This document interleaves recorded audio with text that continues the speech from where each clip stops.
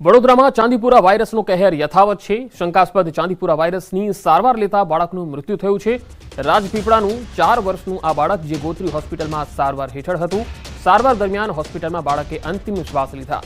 બાળકનો ચાંદીપુરા વાયરસનો test report હજુ આવવાનો બાકી છે। એસએસજીમાં પણ શંકાસ્પદ ચાંદીપુરાના 2 બાળ દર્દીઓ દાખલ છે। એસએસજીમાં હાલ કુલ 14 બાળકો શંકાસ્પદ ચાંદીપુરાની સારવાર લઈ રહ્યા છે। આ 14 પૈકી 7 બાળકો આઈસીયુમાં અને 7 બાળકો વોર્ડમાં દાખલ છે।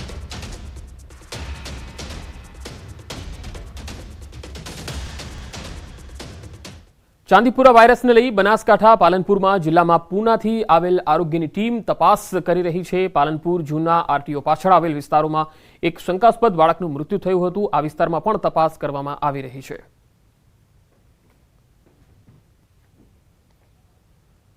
અમદાવાદ શહેરના જાહેર માર્ગો પર ભિક્ષાવૃત્તિ કરતા બાળકોને બચાવવા માટે ખાસ ડ્રાઈવનું આયોજન કરાયું। અમદાવાદ શહેર પોલીસ દ્વારા શુક્રવારે કુલ 5 ટીમો બનાવીને શહેરના અલગ અલગ વિસ્તારોમાં ચેકિંગ હાથ ધરાયું, જેમાં પોલીસ દ્વારા 15 જેટલા બાળકોને રેસ્ક્યુ કરવામાં આવ્યા। બાળકોને મેડિકલ તપાસ માટે મોકલી તેમના વાલી વિરુદ્ધ કુલ 8 જેટલા ગુના દાખલ કર્યા। પોલીસ દ્વારા શરૂ કરવામાં આવેલ ડ્રાઈવમાં અત્યાર સુધીમાં કુલ 29 જેટલા બાળકોનું રેસ્ક્યુ કરાયું। પોલીસ દ્વારા આ ડ્રાઈવ 1 મહિના સુધી ચલાવવામાં આવશે।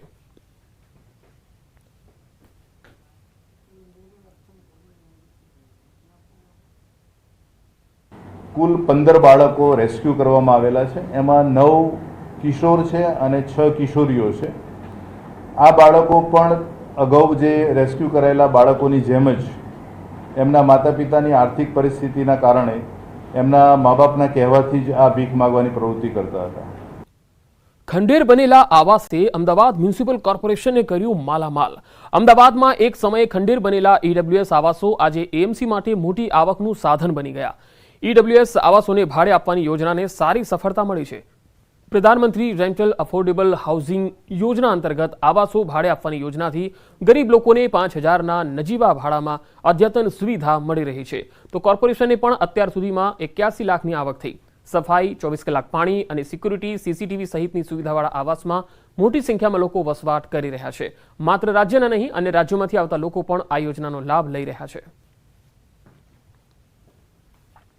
अमे 5000 भाड़ा मरी जी रहवानुं सारूं, व्यवस्था सारी, बधी पाणी कोई एमने तकलीफ नहीं, बधी रीति सारूं। कोई तकलीफ हो तरत कीजिए तो आ लोग तरत हाजर है, कोई तकलीफ नहीं हम लोग को, कोई नहीं। तो मैं आई यहाँ पे पता की तो पता चला कि क्वार्टर अभी मतलब तो अवेलेबल नहीं है, लेकिन आपका नंबर अगर खाली होगा तो आ जाएगा। तो ऐसे ही हुआ, मैंने फॉर्म भर दिया, मेरा नंबर भी आ गया और मुझे क्वार्टर भी मिल गया और अभी सुख सुविधा से रह रही हूँ। सारी फैसिलिटी भी है, सिक्योरिटी है, सफाई है और तो मुझे कोई ऐसी दिक्कत नहीं दिखी यहाँ पे। हाल 2 स्थलोए मળી તમામ 1376 આવાસો હાઉસફુલ છે। 25 ચોરસ મીટરના આવાસો મેળવવા માટે હાલમાં મોટું વેઇટિંગ પીરિયડ જોવા મળી રહ્યો છે। 2500 થી વધુ લોકોની અરજી પ્રતીક્ષા યાદીમાં છે। એએમસી બોડકદેવ અને થલતેજ વોર્ડમાં 58 કરોડના ખર્ચે 1356 ઈડબ્લ્યુએસ આવાસો બનાવ્યા। જો કે ફાળવણી અને વપરાશ વગર આ તમામ આવાસો ખંડેર થઈ ગયા હતા। વર્ષ 2020માં કોરોના કાળ બાદ આવાસોના ઉપયોગ મામલે નવી પોલિસી બનાવાઈ। આવાસોમાં રિપેરિંગ કર્યા બાદ 2021 થી તેને ભાડે આપવામાં આવી રહ્યા છે। ખાનગી એજન્સી સાથેના 25 વર્ષના કોન્ટ્રાક્ટના અંતે એએમસીને 28 કરોડની આવક થશે। આ યોજનાની સફળતાને જોતા અન્ય સ્થળોએ પણ તેને અમલમાં લાવવા વિચારણા ચાલી રહી છે।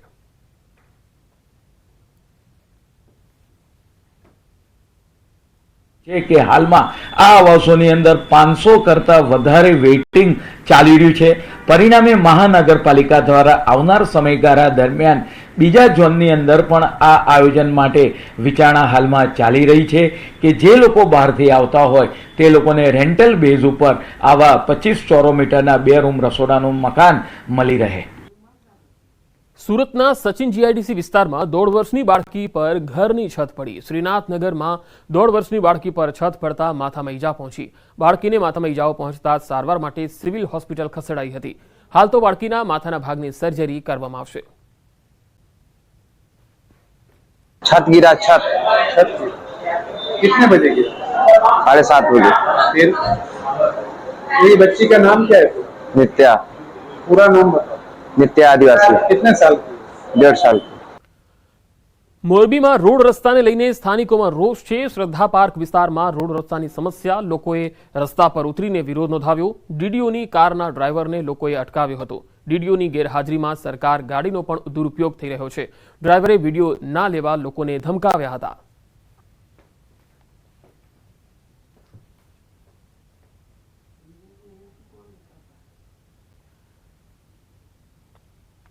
રાજકોટમાં ભાજપના નેતાઓને ટ્રાફિક પોલીસે કાયદાનું ભાન કરાવ્યું. કિસાનપરા ચોક પર ટ્રાફિક ડ્રાઈવ દરમિયાન ડીસીપી ટ્રાફિક પૂજા યાદવે કરાવ્યું કાયદાનું ભાન.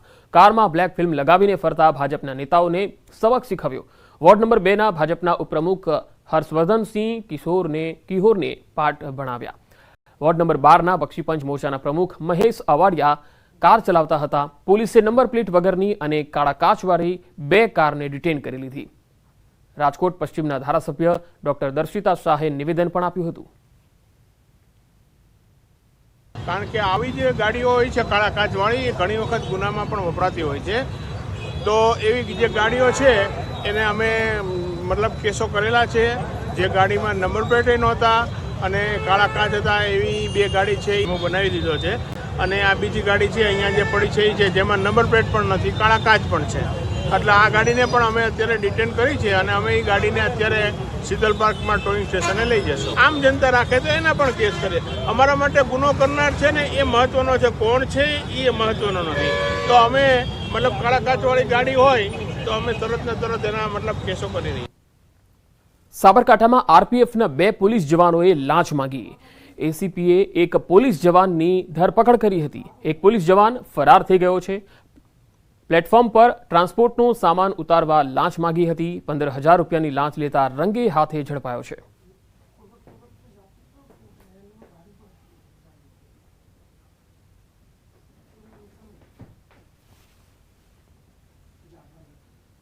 આગળ વધુ સમાચારો પર નજર કરીશું. હાલ રોકાઈશું એક વિરામ માટે.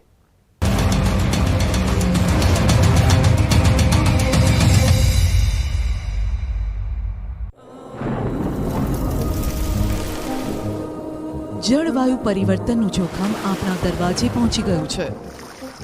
હવે જરૂર છે એક મોટા ક્રાંતિકારી બદલાવની અને આનો પ્રારંભ થશે 140 કરોડ ભારતીયોથી. આ ક્રાંતિ શરૂ થશે એક વૃક્ષથી. એક વૃક્ષ માનવતા માટે, એક વૃક્ષ આ ધરતી માતા માટે, એક વૃક્ષ આપણા ભવિષ્ય માટે. પ્રોજેક્ટ વન ટ્રી ન્યૂઝ 18 નેટવર્કની એક મોટી પહેલ. વરસાદને કારણે પૂર્ણા નદી ગાંડીતુર બનતા નવસારી શહેરમાં જળબંબાકારની સ્થિતિ સર્જાય છે. પૂર્ણા નદીની ભયજનક સપાટી પર વહેતા નવસારીના નીચાણવાળા વિસ્તારમાં રહેતા લોકોનું જીવન અસ્તવ્યસ્ત થઈ ગયું છે. જો પૂર્ણા નદીના ખૂંખાર રૂપ ઉપરવાસમાં પડેલા વરસાદને કારણે પૂર્ણા નદી લાલઘુમ બનીને વહી રહી છે. પૂર્ણા નદીના પાણીના પાવર સામે લોકો લાચાર થઈ ગયા છે. ખેડૂતોનો પાક ઢેર થઈ ગયો છે. હજુ પણ નવસારીની સ્થિતિ બદતર થતા ચિંતા વધી ગઈ છે. નીચાણવાળા વિસ્તારોમાં ફરી વળ્યા છે પાણી. અત્યાર સુધીમાં 2200 લોકોનું કરાયું છે સ્થળાંતર. હજુ પૂર્ણા નદી ભયજનક સપાટીથી ઉપર વહી રહી છે.